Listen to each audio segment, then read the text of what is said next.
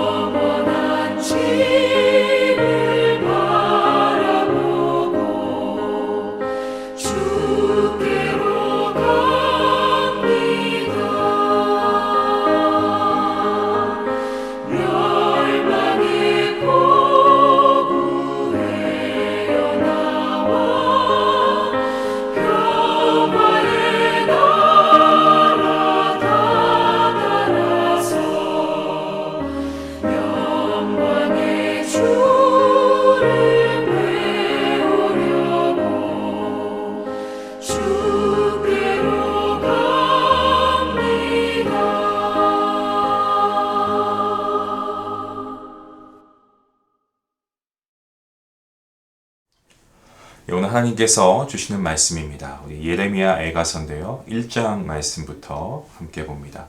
예레미야 애가 1장 12절부터 17절까지 말씀. 우리 같이 함께 말씀을 읽도록 하겠습니다. 지나가는 모든 사람들이여, 너희에게는 관계가 없는가? 나의 고통과 같은 고통이 있는가? 볼지어다 여호와께서 그의 진노하신 날에 나를 괴롭게 하신 것이로다. 높은 곳에서 나의 골수에 불을 보내어 이기게 하시고 내 발 앞에 그물을 치사 나로 물러나게 하셨으며 종일토록 나를 피곤하게 하여 황폐하게 하셨도다.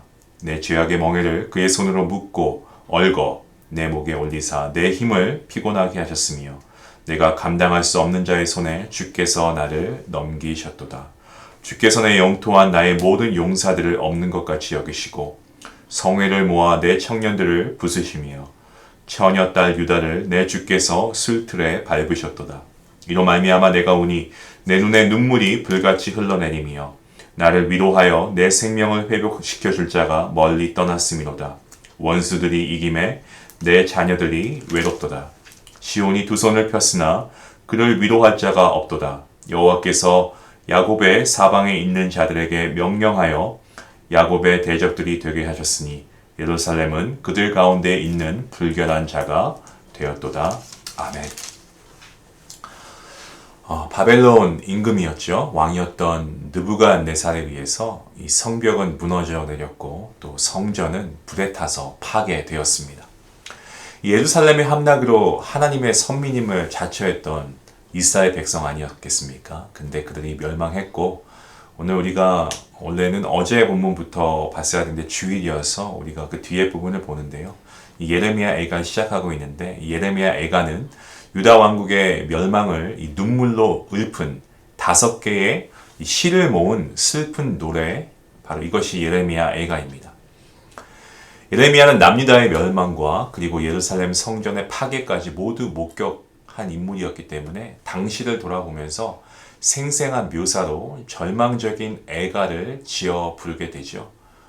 우리가 알고 있는 것처럼 그는 선지자였고 그렇게 할 수밖에 없었던 하나님의 진노를 잘 알고 있었습니다. 하나님께서 무능한 하나님이시기 때문에 이스라엘이 멸망한 것이 아니었고 이스라엘 백성 스스로가 지은 죄가 이 예루살렘의 멸망을 초래했다라고 예레미야는 진단합니다. 그리고 그는 조국의 멸망 앞에서 정말 슬프고 탄식할 수밖에 없었죠. 하지만 중요한 것은 예레미야는 포기하지 않고 이러한 큰 재난 앞에서 하나님의 뜻이 무엇인가를 백성들에게 알립니다. 그리고 앞으로 이스라엘이 나아갈 방향을 제시합니다. 다시 말씀드리면 이 예레미야 애가는 깊은 탄식으로 시작하고 있는 그러한 말씀이지만 하나님의 은혜와 그리고 자비하심을 고백하면서 이스라엘 백성이 회개하고 하나님께 돌아갈 것을 촉구하고 있는 그러한 말씀입니다.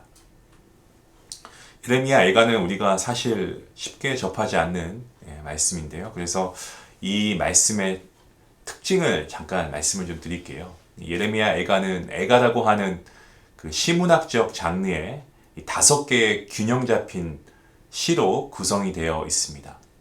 특징이 한 2가지로 생각해 볼 수 있겠는데 첫 번째는 66절로 구성된 3장을 제외하고 나서는 나머지 장이 모두 22절로 되어 있다는 거죠.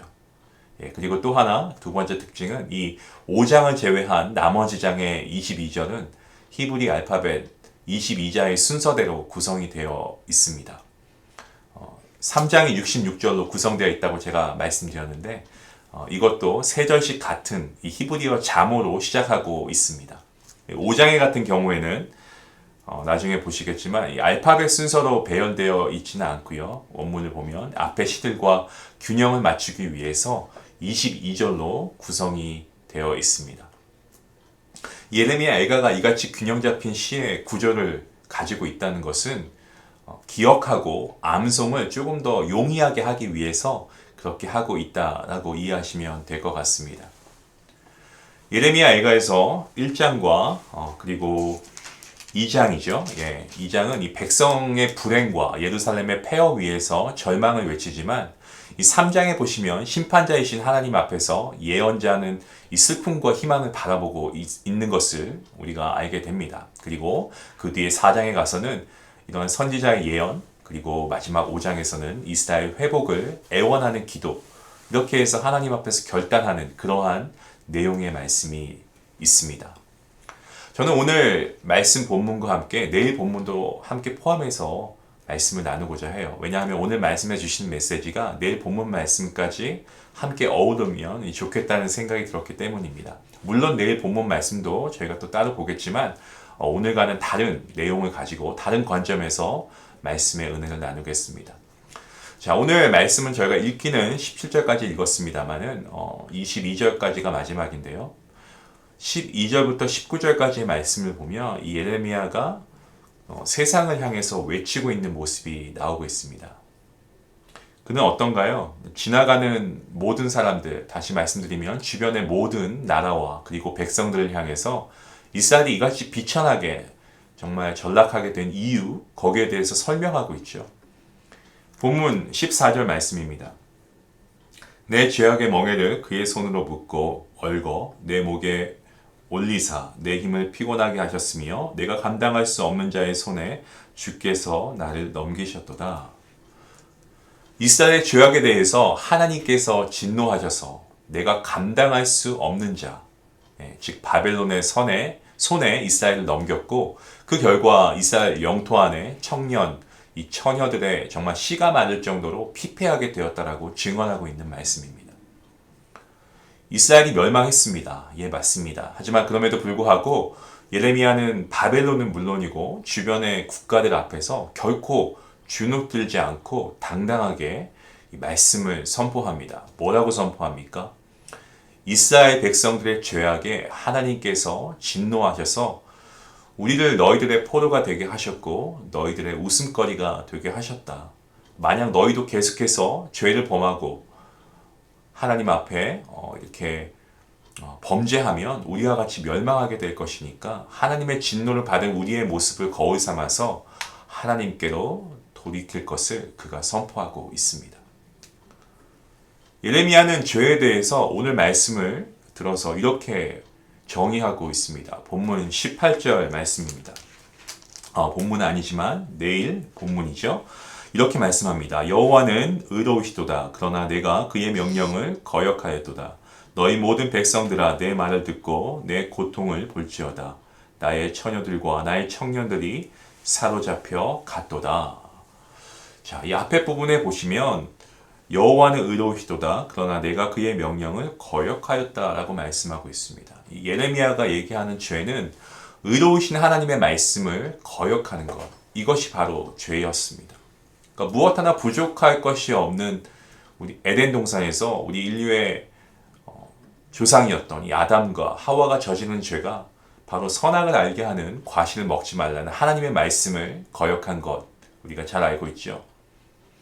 여러분, 하나님은 의로우신 분이십니다. 다시 말씀드리면 예레미야는 하나님의 공의를 믿었습니다.